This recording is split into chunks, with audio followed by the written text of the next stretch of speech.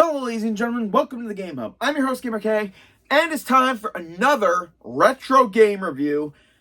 And this one is very near and dear to my heart. Being a geek and being a Yu-Gi-Oh fan, when they announced many years ago that a new Yu-Gi-Oh game was coming for the PlayStation 2, I was excited because I loved Yu-Gi-Oh! Duelist of the Rose.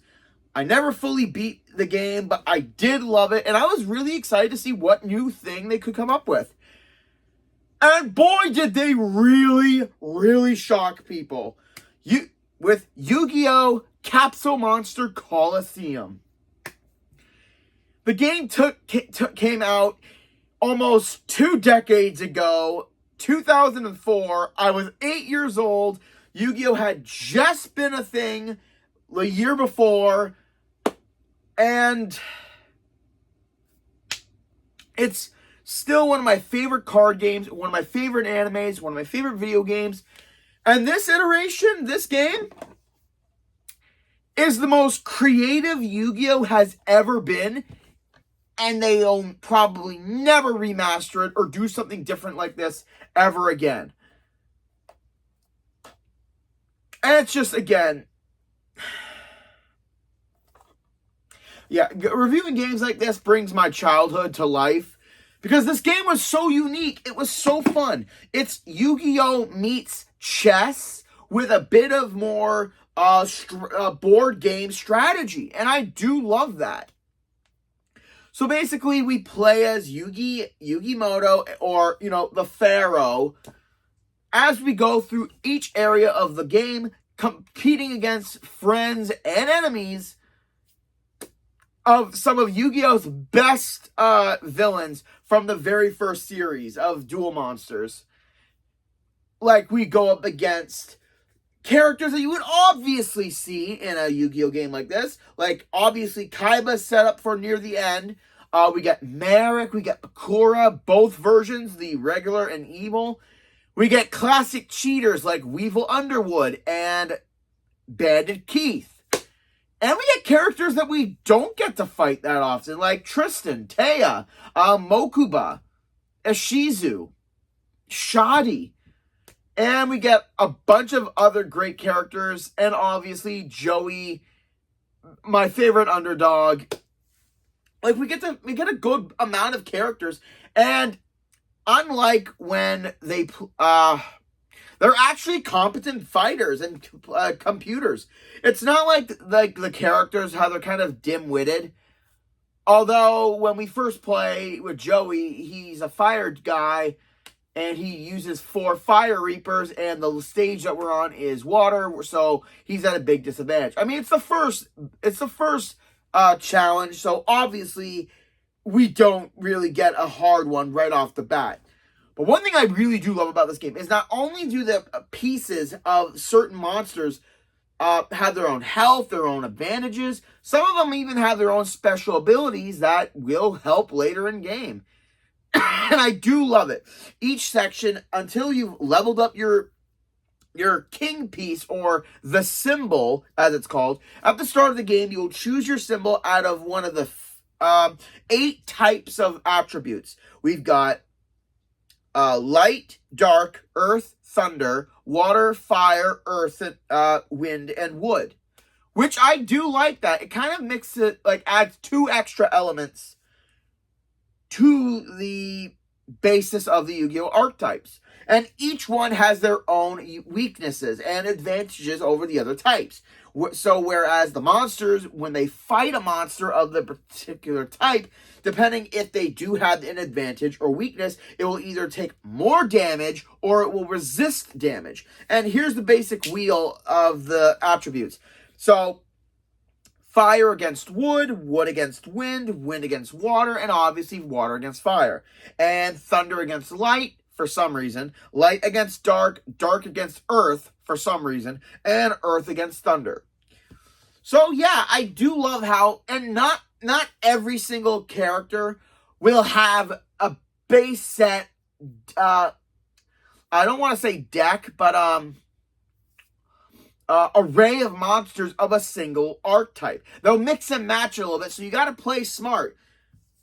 And I do love that you can, when you destroy a piece, when you deplete all of its health in battle, you will get to claim it later on once you beat them. So there are two ways of beating the duel. That's why I'm going to call them, because it's easier. Either you destroy all your opponent's monster pieces, or you can go the second route and destroy the symbol itself. It can't attack, being the king piece. So once you destroy that, you get less experience points, and you don't get to claim as many monsters if you go right for defeating the piece. So you can kind of mix it up a little bit. That way you'll get pieces, but at the same time, you'll also get less experience. So it's your way of how you want to fight, which I do love. It kind of does act like Yu-Gi-Oh! You can either deplete the life points, deck out, or win by a special condition ability. And throughout the game, just like in a lot of board games, you can level up your pieces. So, and once they get to a certain point, and as you continue throughout the game with certain pieces, the pieces will gain experience when they're attacking, when they're defeat a monster. And the experience that they gain, some monsters will be able to level up. And you can level up during battle, which improves your monster and makes them a higher monster. Higher in abilities. One other thing I really love about this game, I know I'm going a little bit over the place, but what I love is every single character you fight has their own terrain, and the music that is on the terrain. Anytime that's good music, I love it. It's not songs; it's more like theatrical and environmental music, and it fits every single location, and it's just glorious. It's just amazing just to listen to it as you play. So it's not just, blank, like no music. I love that they included that. They really put a lot of heart and soul into this game, and it was so unique. Despite the anime based on this concept,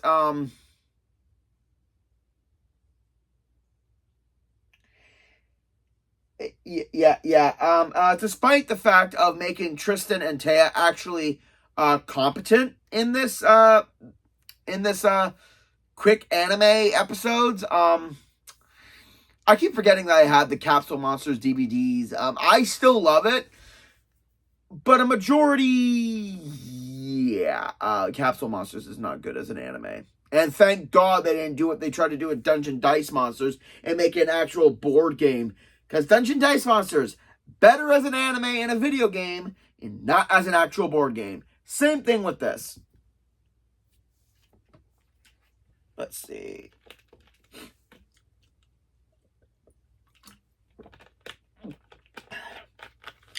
So all in all, there's 5 areas with 5 characters spread throughout each area, which I do love. And as you go throughout the whole sections, the characters get harder and harder with powerful monsters, which is good because aside from collecting the pieces that you destroy in each match, you can also go to Solomon Moto, who has the basic shop in any game like this, where you can purchase new pieces. After each battle, you can upgrade your king piece so you can handle more pieces in the game. And you can also sell certain characters that you don't want anymore in order to level up, or to get MP, which is monster points, which allows you to add more characters to your pool in order to add them for later games. Let's see. And every single piece is unique, not just in its, obviously the monster it's based on, but they all have their own movement patterns and all their own attack patterns. Like some pieces can move forward a couple pieces and only attack via straight forward or the sides or backwards, or some pieces can move forward but only attack diagonal, or only move diagonal to attack in a section grid. So you gotta so it's not just about high power monster, you also have to take into effect of their attack patterns and the distance from your opponents. So it's really like a chess game to try to destroy an opponent's piece without throwing yourself in the line of fire. And another thing that is really good is each environment has their own pitfalls. They either boost up a piece of strength depending on their attribute. They can decrease the strength. And there are some pitfalls like electricity damage, pollen damage, mist damage that damages pieces as they're in that certain area on the board, except for a certain attribute. So you really got to make sure you have a mix of attributes during your fight, or else if you go forwards with like a fire attribute build, if the area has water damage or the location decreases your fire guys, you're gonna have a hard time fighting, and it's pretty fun. Also, you are also like Yu-Gi-Oh, you are able to fusion certain pieces in order to make a new character. I never did that. I found that out many years later, and I didn't do the leveling up thing. So, yeah, I was stupid. I might, if I plug in my PS2 again, I will more than likely try to play it again. But still, such a great game. Let's see. To complete the main game, to complete the entirety of the campaign, depending if you're good at this or not, it roughly takes you about 13 and a half hours to a full 21 hours if you're in order to complete basically everything. I mean, there's no real, again, this is PlayStation 2, so there's no real side missions. There's no real side stuff. Although you can play it again with a different attribute and get different monsters in order to test your skill. I mean, there's over about 200 pieces in this game, and they range from a variety of monsters. And, again, there's also the level-up monsters and the fusion monsters to take in consideration. So, depending on how you want to play and what creatures you want to use, monsters you want to use, it's completely up to you. So, it can be either hard or easy depending on your strategies. And I do really love that. It's not like in the Yu-Gi-Oh games nowadays where the decks are stacked against you and you just get hammered every single time. But it still has that fun intellectual strategy challenge that I do love about this game. And I gotta admit, for being an old game, this may be my quickest review ever of a video game. And I don't mind that. Yu-Gi-Oh! Capsule Monster Colosseum is such a good retro game and something that was so unique to Yu-Gi-Oh! Fans, because we were all, I mean, I can say that I was getting tired of the card system. I mean, yeah, Yu-Gi-Oh! Is a card game, but after Duelist of the Rose, I kind of wanted something fresh, something new, and Capsule Monsters, this game did something that I don't think a lot of card game video games would even try. So Konami, you guys struck gold with this, but it was lightning in a bottle because there hasn't been something original since, and I kind of like that because it was something that was so unique, so inspired that you... Oh, and before I finish, the attack animations in the game, okay, yeah, you can turn them off if you don't want to see them, but you have to see at least every monster's animation once. Because, by God, unlike Duelist of the Rose, they don't cheap out the animation. That you feel the movement of the monsters, you feel the impact of the attacks. And it's not just the same attack, cut and paste for every single attribute, which I really love. Everything about every monster has their own unique thing, and it just works. It's fantastic. And you know what? That's all I can say about this game, guys. It's a fun, nostalgic Yu-Gi-Oh game. Is it two? It is two-player.